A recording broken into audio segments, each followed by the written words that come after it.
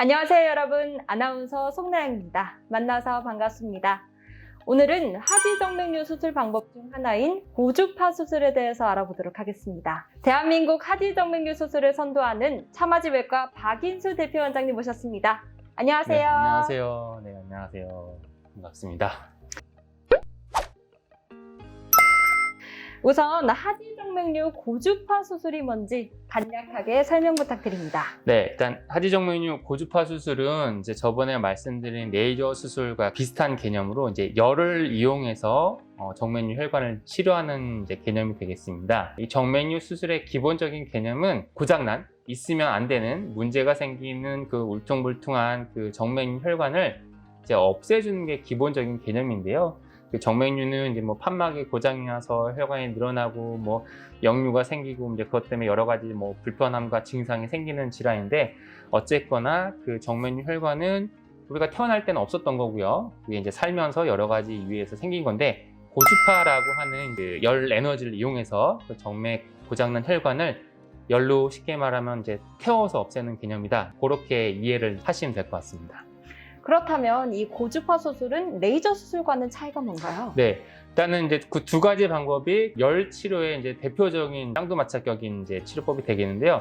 일단 발생하는 열이 좀 다릅니다. 레이저는 조금 더 고온, 뭐 연구마다 다르지만 뭐 높게는 뭐 800도, 1000도까지도 조금 강하고 센 열을 이용해서 혈관을 갑작스럽게 태워서 없애는 개념이라고 얘기를 하고요. 고주파 수술은 보통 뭐 100도 또는 120도 조금 더 낮은 온도로 조금 더 지그시 조금 더 상대적으로 낮은 온도로 길게 치료해서 정맥류 혈관을 쉽게 말하면 없애는 방법이라고 이제 말씀을 드릴 수가 있겠습니다.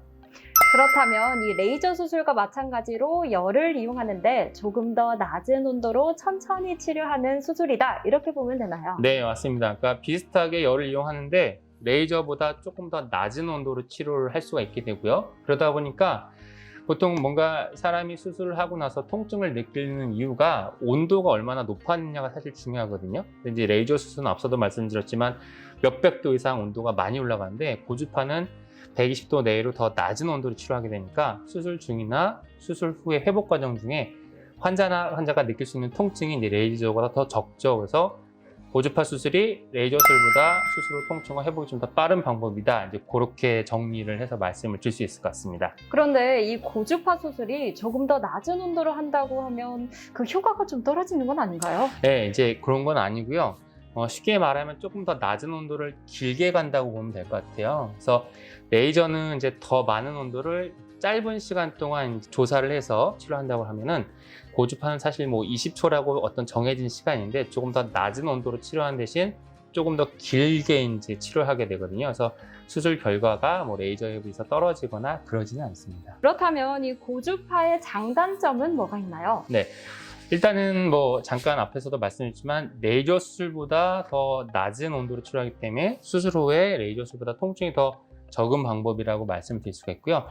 단점은 결국 또 비용의 문제인데, 레이저 수술 때 사용되는 장비보다 고주파 수술 때 사용되는 그 장비랑 일회용 그 카테터 제품의 단가가 레이저보다 사실 훨씬 더 고가예요. 그래서 레이저 수술보다 통증이 적고 회복이 빠르지만 대신 수술비는 레이저보다 조금 더 비싸다. 그게 단점이 될 수가 있을 것 같습니다. 결국에는 이 비용의 문제가 있는 것 같습니다. 하지만 비싸지만 또 레이저보다 더 통증이 적은 것이 고주파 수술이다. 맞죠? 네, 맞습니다. 기본적으로 이제 레이저보다는 고주파가 통증이 적은 게 이제 현재까지 나와 있는 얘기들인데, 사실 그 레이저 수술이 또 그동안 많이 발전했어요. 이제 오늘은 고주파 내용이긴 하지만 레이저 수술이 지금 4세대까지 개발이 됐거든요. 그래서 처음에 레이저가 나왔던 10년 전, 뭐 20년 전 그때는 말씀드린 것처럼 고주파가 레이저보다 훨씬 더 통증이 적은 게 맞았지만, 레이저가 이제는 4세대까지 개발이 돼서 사실 과거보다 더 낮은 온도로도 이제 치료할 수 있게끔 레이저가 자꾸 좋아져서, 사실 과거에 비해서는 그 고주파와 레이저 수술의 통증의 차이가 많이 줄기는 했습니다. 그래서 뭐 아직까지는 고주파가 통증이 적다라는 게 맞는 얘기긴 하지만 과거에 비해서 그 차이는 사실 많이 줄어들고 있다. 이제 그렇게 또 말씀을 드릴 수 있을 것 같습니다. 결국에는 또 좋은 장비가 관건일 것 네, 같은데요. 맞습니다. 차마지외과는 좋은 장비를 사용하고 아, 네, 맞습니다. 저희 결국 이제 레이저도 다 사실 똑같은 레이저가 아니고요. 보통 뭐 레이저 수술 합니다 했을 때 이게 1세대인지 2세대인지 3세대인지 4세대인지가 사실 되게 중요하고요. 2세대를 쓰는 거랑 4세대를 쓰는 거랑은 재발률도 다르고 당연히 수술 회복도 다르거든요. 그래서 결국 물론 수술은 의사가 손으로 하는 거긴 하지만 어떤 장비를 쓰느냐도 사실 상당히 중요한 거고요. 차마지외과는 뭐 당연히 저희 4세대 레이저를 사용을 하고 있고 뭐 이미 4세대 레이저를 사용한 수술한 경험이 1004가 넘었고요. 국내에서 최초로 4세대 레이저를 이제 도입해서 제가 썼고 사실 이 4세대 레이저였던 연구 결과 SCI 논문도 아시아에서 최초로 저희 병원이 또 발표를 하긴 했습니다. 아시아 최초라고요? 네, 아시아에서 최초로 했습니다. 이 아시아 최초라니 이 수술 경험뿐만 아니라 연구 활동도 정말 최고신 것 같습니다. 정말 대단한 것 같은데요. 그럼 차마지외과의 고주파 수술 경험에 대해서도 또 한번 물어봐도 될까요? 네, 오늘 이제 고주파가 주인데 저희 사실 이제 고주파 수술도 많이 하고 있고요. 고주파 수술도 1200례 정도 이제 그동안 경험이 있고 국내에서 이제 고주파 수술 1000례 이상 시행한 이제 의사는 딱 2명인데요. 이제 그 중에 한 명이 이제 저입니다. 네.